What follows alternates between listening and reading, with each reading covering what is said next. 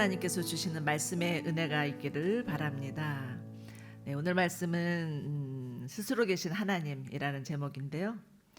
하나님께서 모세에게 나타나신 때는 모세가 미디안 광야에서 목동으로 지낸 지 40년이 지난 때였습니다.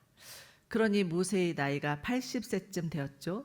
40세에 애굽에서 도망하여서 무려 40년을 광야에서 살면서 노인이 되어 버린 것입니다. 그런데 이때 하나님께서 모세를 부르십니다. 그러나 모세의 반응은 너무나 시큰둥했죠. 오늘 본문의 앞절 6절을 보시면 하나님이 모세를 부르시자 모세가 자기 얼굴을 숨겼노라 이렇게 말씀하고 있습니다. 그리고 그 이유는 하나님 보기가 두려웠기 때문이라고 기록하고 있죠. 여러분, 하나님께서 부르실 때 하나님 보기가 두려워서 숨는 데는 크게 두 가지 이유가 있을 것입니다. 첫째는 죽을 죄를 지었던지 아니면 하나님 앞에 나서기가 부끄러워서든지 두 가지일 텐데 아마도 모세는 이 두 가지가 다였던 것 같습니다. 젊은 나이에 자신의 혈기로 애굽인을 쳐 죽이고는 광야로 주랭랑을 치죠. 그리고 그곳에서 40년을 지내면서 하나님께는 너무나 면목이 없어서 반사적으로 하나님의 낯을 피하였던 건 아닌가라는 생각을 하게 됩니다. 그리고 그 마음 안에는 실패감, 좌절감, 죄책감, 또 자포자기하는 마음이 있었을 것입니다. 여러분, 이처럼 사람의 마음을 어렵게 하는 것은 외적인 상황보다는 내적인 고민이나 갈등입니다.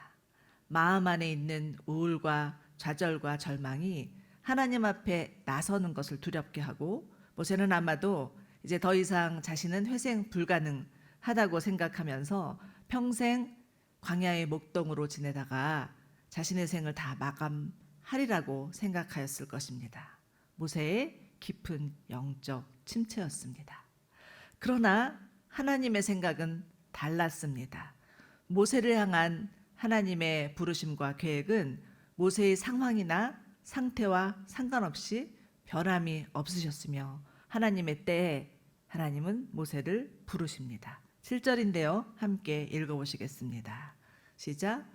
여호와께서 말씀하셨습니다. 내가 진실로 이집트에 있는 내 백성들의 고통을 보았으며 그들이 감독관들 때문에 울부짖는 소리를 들었다. 나는 그들의 고통을 잘 알고 있다.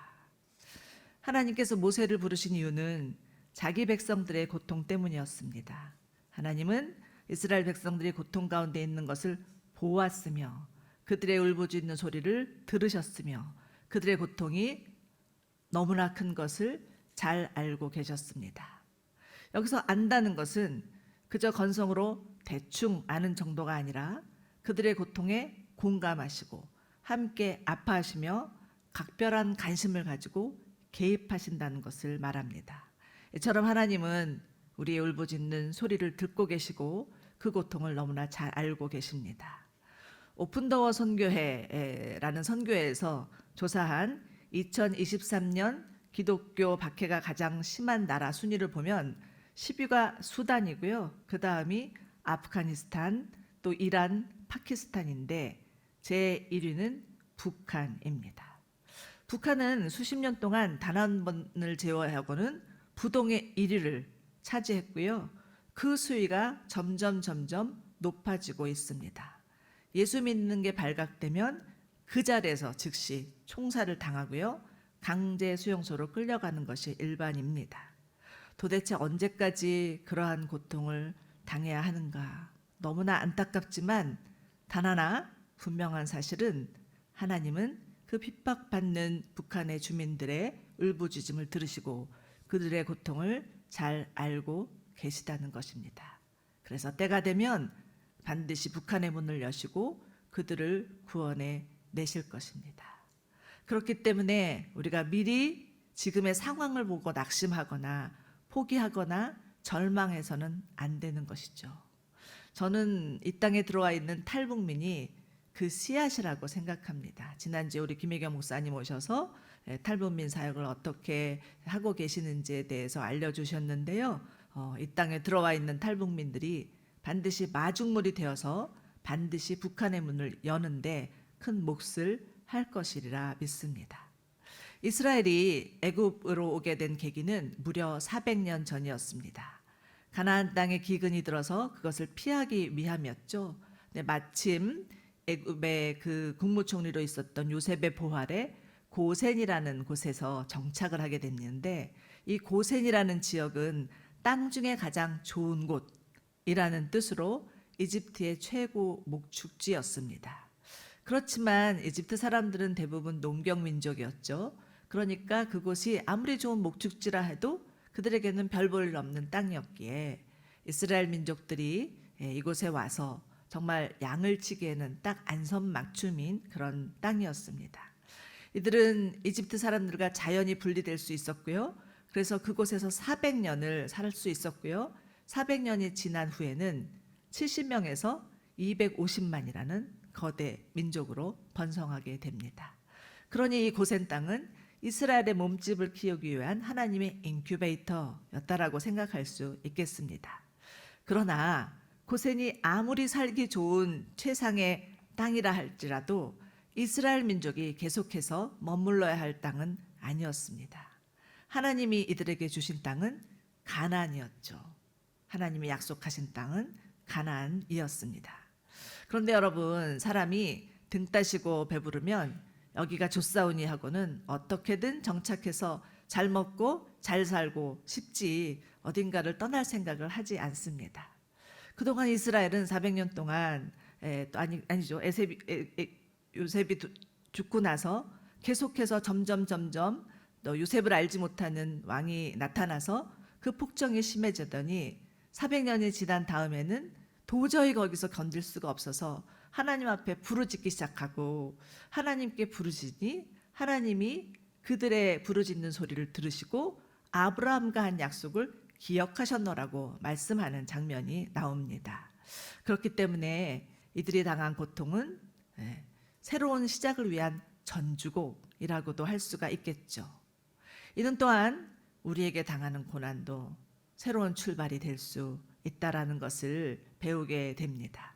우리 안에 어떤 어려움이 있을 때, 그 어려움을 당할 때는 이것이 도대체 언제 끝날까? 끝이 안 날 것 같고 앞이 보이지 않을 것 같은 막막함이 있지만, 여러분 반드시 고난의 그 긴 터널을 지나면 밝은 빛이 보이는 길이 있음을 믿으시기 바랍니다.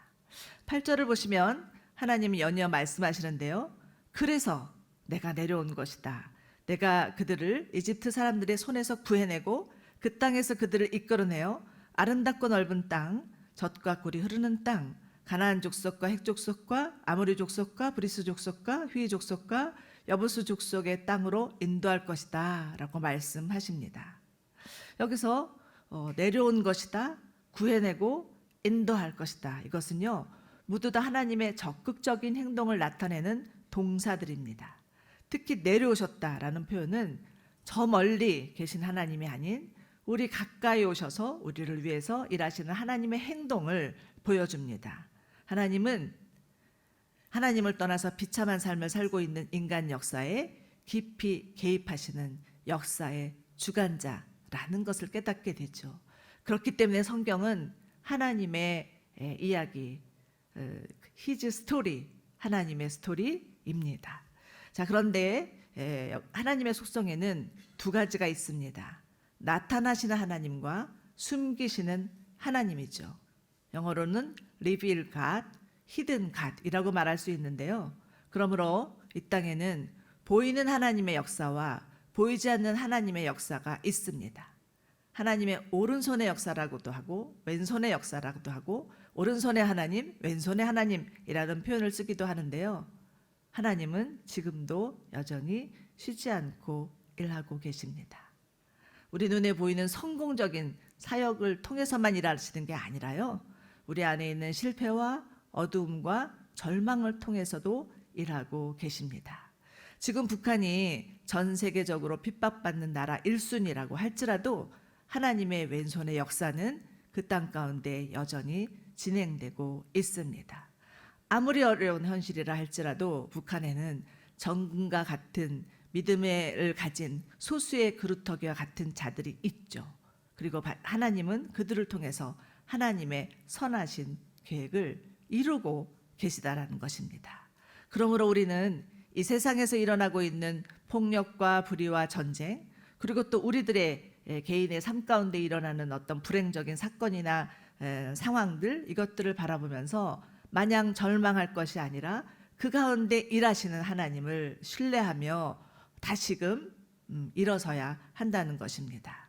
이사야서 55장에는 하나님의 생각은 우리들의 생각과 다르며 하나님의 길은 우리의 길과 다르다고 분명히 말씀하고 있습니다. 그리고 11절에서는 내 입에서 나가는 말도 내가 원하는 것을 이루고 내가 보낸 사명을 성취하지 않고는 허사로 내게 돌아오는 일이 없을 것이라고 말씀하십니다. 그러므로 애굽에서의 400년은 하늘의 뭇별과 같이 셀 수 없는 민족을 주시겠다고 하는 그 하나님의 약속의 성취였고요.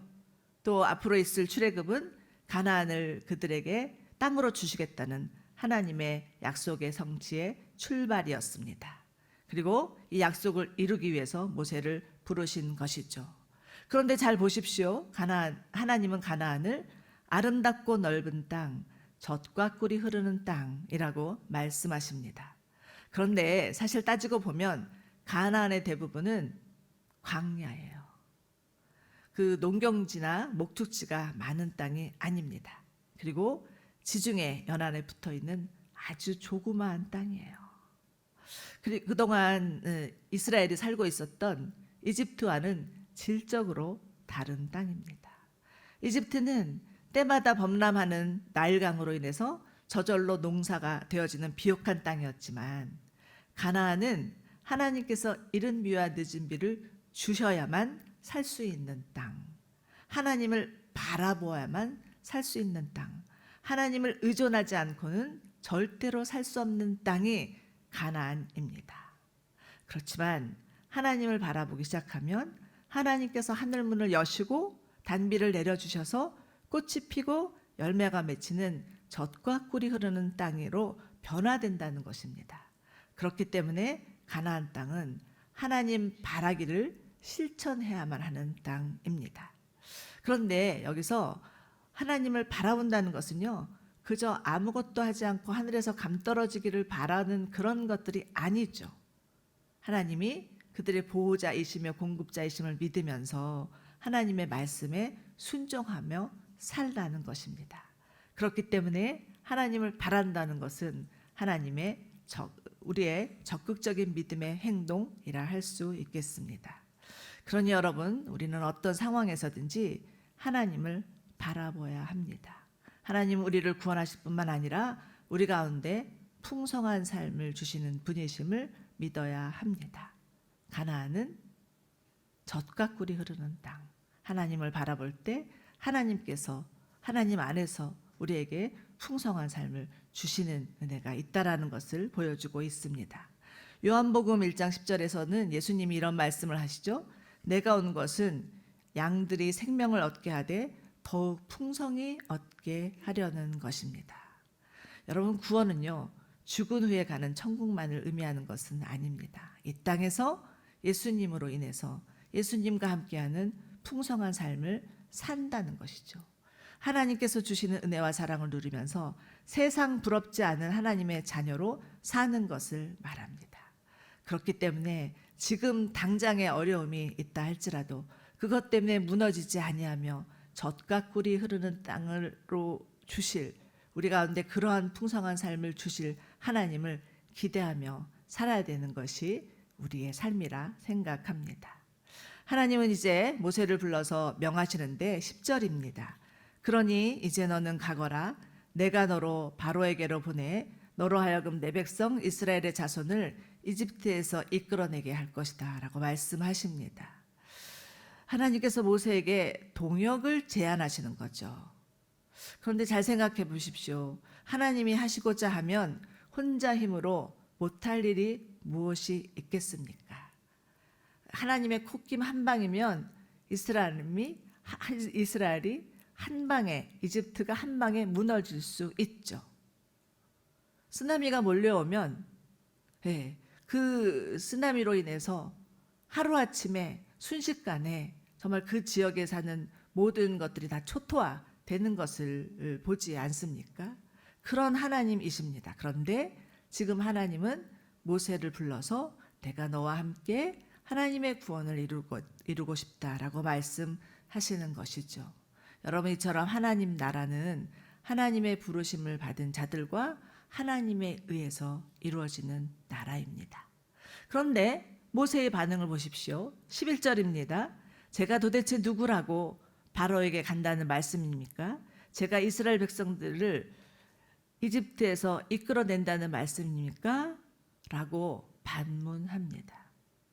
자, 어디서 많이 들어보던 레파토리이죠. 하나님, 저는 못해요. 내가 도대체 누구라고 우리들이 주로 하는 소리인데 모세도 마찬가지입니다. 지금 모세가 바라보고 있는 대상은 누구예요? 바로 나. 모세는 어느새 노인이 되어버린 나, 또 그 예전의 기량이나 열정도 다 사라져버린 나, 이제 무릎도 아프고 총기도 사라지고 할 수 있는 것이라곤 아무것도 없을 것 같은 나를 바라보고 있는 것입니다. 그런데 여러분 잘 생각해 보세요. 하나님이 우리를 부르실 때는 내가 할만하다고 생각하는 때가 아닙니다. 모든 것을 다 잃어버리고 빈털터리가 되었다고 생각할 때, 이제 나이가 들어서 아무것도 할 수 없다고 포기할 때, 끈떨어진 뒤응박 신세가 되었을 때 하나님이 우리를 부르셔서 함께하자 이렇게 말씀하신다는 거죠. 아니, 그래도 내가 좀 젊었을 때, 그나마 총기가 있을 때 부르셨으면 얼마나 좋아요. 이제 와서라니요? 자신도 없고 원망스럽기도 하지만, 그러면서 우리 입술에 나오는 것은 도대체 제가 누구라고, 이런 말이 나오지만 여러분, 중요한 것은요, 하나님의 시간표와 우리의 시간표가 달라도 너무 다르다는 것입니다. 하나님의 일은 우리의 능력이나 자질이나 경력에 있지 않습니다. 오직 하나님께서 주시는 은혜와 기름 부으심에 있습니다. 그러니 제가 도대체 누구라고요? 라고 말하는 것은 하나님에 대한 불신앙일 수 있습니다. 자신을 바라보면 아무것도 할 수 없지만 하나님을 신뢰하며 믿음으로 걸어갈 때 성령께서 우리에게 기름 부어 주시는 것이죠. 고린도전서 4장에서는 우리는 하나님의 동역자요 하나님의 비밀을 맡은 자라 이렇게 말씀하시면서 너희에게 요구되는 것은 충성이라 이렇게 부탁하십니다. 그러나 아직 모세는 하나님께 온전히 반응할 수가 없었습니다. 왜요? 자신에게 갇혀 있었기 때문이죠. 그렇지만 하나님은 이 모세의 불신앙과도 같은 이 질문에 친절하게 답하시는데요. 12절입니다. 우리 함께 읽겠습니다. 12절 시작. 하나님께서 내가 분명히 너와 함께 할 것이다. 내가 백성들을 이집트에서 인도해내고 나면 이 산에서 하나님께 예배할 것인데 이것이 내가 너를 보냈다는 표적이 될 것이다. 여기까지. 하나님께서 이스라엘을 구원하심은 하나님을 예배하기 위함입니다. 그리고 이는 하나님께서 그들의 하나님이 되시고 그들은 하나님의 백성이 될 것이라는 언약의 말씀이었죠. 즉 이집트의 바로가 왕이 아니라 하나님이 왕이심을 선포하시는 것입니다. 이와 같이 하나님께서 우리를 부르심도 하나님을 예배하기 위함입니다. 하나님을 알지 못하고 세상을 떠나 살던 우리들을 구원하셔서 우리의 인생의 주인이 하나님이심을 알려주기 위함이죠. 그러므로 신앙이란 주인 바꾸기임을 꼭 명심하시기 바랍니다. 그런데도 모세는 선뜻 내키지가 않았습니다. 13절을 보십시오. 제가 이스라엘 백성들에게 가서 너희 조상의 하나님께서 나를 너희에게 보내셨다라고 할 때 그들이 그의 이름이 무엇이냐고 물으면 뭐라고 대답해야 합니까? 라고 다시 반문합니다. 여러분, 고대 사회에서 이름은 단순히 어떤 사람을 부르는 데만 사용되는 것이 아니라 그 사람의 신원이나 성격이나 권위를 반영하는 것입니다. 가령 대통령이 오셔서 우리에게 무언가를 지시했다 칩시다. 그 건의에 다 수구리 하지 않겠습니까? 이처럼 모세는 하나님께 하나님의 신임을 요구한 듯 싶습니다. 그렇지만 그 모세의 이 질문 안에는 더 큰 이슈가 하나 있는데, 모세가 아직까지 자신을 부르시는 하나님에 대한 확신이 없다는 것입니다. 아마도 모세는 어린 시절 어머니로부터 하나님에 대해서 듣긴 들었어도 하나님과의 개인적이고 인격적인 만남과 교제는 없었던 것 같습니다. 백성들이 와서 무엇이라고 질문하면 내가 하나님을 어떻게 소개하지? 라는 그런 자신 없음이 모세 안에 있었던 듯 싶습니다. 모태신앙이었지만 못된 신앙, 모태신앙이었다는 것이죠. 하나님 체험의 부족이었습니다. 그러니 앞으로 일어날 그 애굽의 10가지 재앙 사건은 애굽을 멸하시기 위한 사건이기도 하지만 그를 통해서 하나님의 살아계심과 하나님의 어떤 분인지를 모세 당사자에게 보여주기 위한 하나님의 체험 사건이었다라고도 할 수가 있겠습니다. 이제 하나님은 이렇게 반문하는 모세에게 자신을 소개하시는데요. 14절과 15절입니다. 우리 함께 읽겠습니다. 시작. 하나님은 모세에게 말씀하셨습니다. 나는 스스로 있는 자다. 너는 이스라엘 백성들에게 말하여다. 스스로 있는 자가 나를 너에게 보냈다라고 말이다. 하나님께서 또 모세에게 말씀하셨습니다. 이스라엘 백성들에게 말하여라. 여호와 너의 조상의 하나님 곧 아브라함의 하나님, 이삭의 하나님, 야곱의 하나님이 나를 너희에게 보내셨다라고 말이다. 이것이 내 영원한 이름이요 대대로 기억해야 될 내 이름이다. 자, 보십시오. 하나님은 자신을 나는 스스로 있는 자라고 소개하십니다.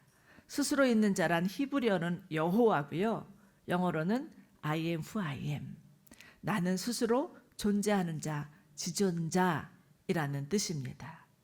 즉 하나님은 모든 존재의 근원이시고 시공간을 초월하여서 영원부터 영원까지 존재하는 분이시고 모든 피조세계를 뛰어넘어서 스스로 존재하는 분이심을 증명하시는 것이죠.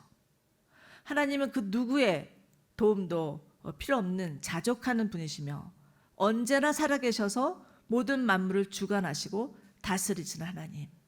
그렇기 때문에 모든 것이 하나님의 손안에 있으며 하나님을 떠나서는 아무것도 할 수 없으며 인간은 하나님을 만나야 인생의 참된 의미와 행복을 찾을 수 있음을 말하고 있는 것입니다. 여러분, 하나님을 만나야 자신을 바라보는 눈도 달라지고요. 세상에 대한 관점도 달라지고요. 내가 살아야 될 충분한 이유와 내가 해야 할 일이 비로소 눈에 띄기 시작합니다. 전에는 내 문제, 내 상황에만 골몰하고 있었다면 이제는 나와 내 가족을 넘어서서 다른 사람의 필요와 아픔이 보이기 시작하고 세상 돌아가는 일에도 관심을 가지게 되고 하나님의 마음을 헤아릴 수 있는 자로 변화되는 것입니다. 그리고 이 모든 것은 스스로 있는 자, 지존하신 하나님 안에 있을 때 벌어지는 일이라는 거죠. 그리고 또 나는 스스로 있는 자란 말은 내가 하고자 있는 일은 내가 할 것이라는 뜻을 내포하고 있습니다. 즉 I can do it 이거죠. 무슨 광고회사의 카피라이터 같지만 하나님의 강력한 의지를 보여주는 이름입니다. 하나님의 존재감과 더불어 하나님의 역동적인 의지를 나타내는 이름이라고도 할 수가 있습니다. 그런데 사실 모세나 이스라엘 백성들이 하나님의 이름을 전혀 몰랐던 것이 아닙니다. 아브라함을 통해서 이삭을 통해서 야곱을 통해서 이들은 하나님의 이름에 대해서 들었습니다.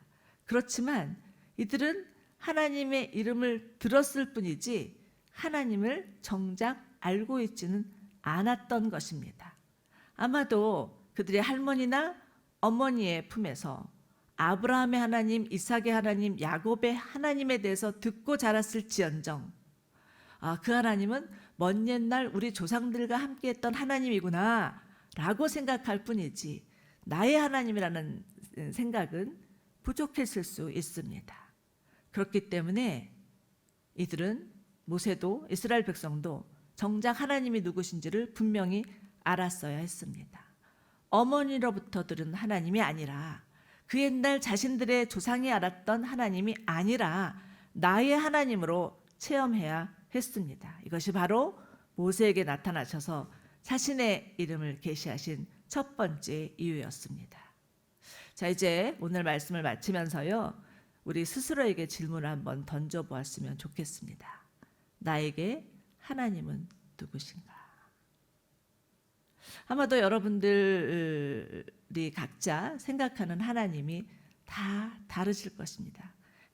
하나님 체험은 각 그 개인마다 다 다를 수 있죠. 그런데 우리가 정말 분명히 알아야 될 하나님은 스스로 계신 하나님, 지금도 현존하시며 모든 인류 역사를 주관하시는 하나님, 그 하나님입니다. 모든 것이 하나님으로부터 시작되었으며 하나님으로부터 말미암지 않고는 하나도 되어진 일이 없는 것을 믿어야 합니다. 아무리 세상이 흔들리고 사람들이 하나님이 없다라고 말하여도 우리들만큼은 하나님만이 우리의 왕이시고 주인이심을 확신하고 고백해야 한다는 것이죠. 그러므로 하나님은 우리의 경배의 대상이고 찬양받으시기에 합당하신 왕, 우리의 주인이십니다. 하나님은 지금부터 영원까지 우리를 지켜주시는 하나님이시라는 거죠. 그리고 무엇보다 우리에게 자신을 나타내기 위해서 당신의 사랑하는 아들 예수 그리스도를 보내주셨음을 믿어야 합니다. 요한복음 1장 18절에서는 지금까지 아무도 하나님을 본 사람이 없었으나 하나님 품에 계시는 독생자께서 하나님을 알려주셨노라고 말씀하고 있습니다. 그러니까 예수님은 우리 가운데 내려오신 하나님이십니다. 예수님을 보면 하나님을 볼 수 있는 것이죠. 예수님을 알면 하나님을 알 수 있는 것이죠. 예수님의 제자들이 예수님께 와서 하나님을 보여주십시오 라고 말했을 때 너희가 나를 보았다면 하나님을 본 것이라고 분명히 제자들에게 알려주셨습니다. 그렇기 때문에 우리는 이 땅에 오신 하나님 예수 그리스도 이름을 높이며 그분을 경배하고 그분께 모든 찬송과 영광을 올려드리며 그분을 높이는 것이 우리의 인생의 제일 목적인 것을 믿으시기 바랍니다. 자, 오늘은요 말씀을 이제 준비하고 하면서 무언가를 하나님 앞에 늘 간구하고 구하기만 했었는데 무언가를 구하기 전에 우리 왕이신 하나님, 우리의 주인이신 하나님, 우리 가운데 찾아오신 예수 그리스도, 그분을 높이고 그분께 경배하고 그분을 찬송하고 싶다라는 마음이 들었습니다. 우리 모두 하나님은 누구신지, 정말 하나님은 우리 가운데 찾아오신 스스로 계신 하나님, 지존자이신 하나님이심을 믿으며 주 앞에 나아가 우리의 마음을 다해서 찬송하고 경배하고 주의 이름을 높이고 하나님만이 왕이십니다. 하나님만이 우리의 주인이십니다. 하나님만이 우리의 구원자이십니다. 라고 고백하는 저와 여러분이 되시기를 축원합니다.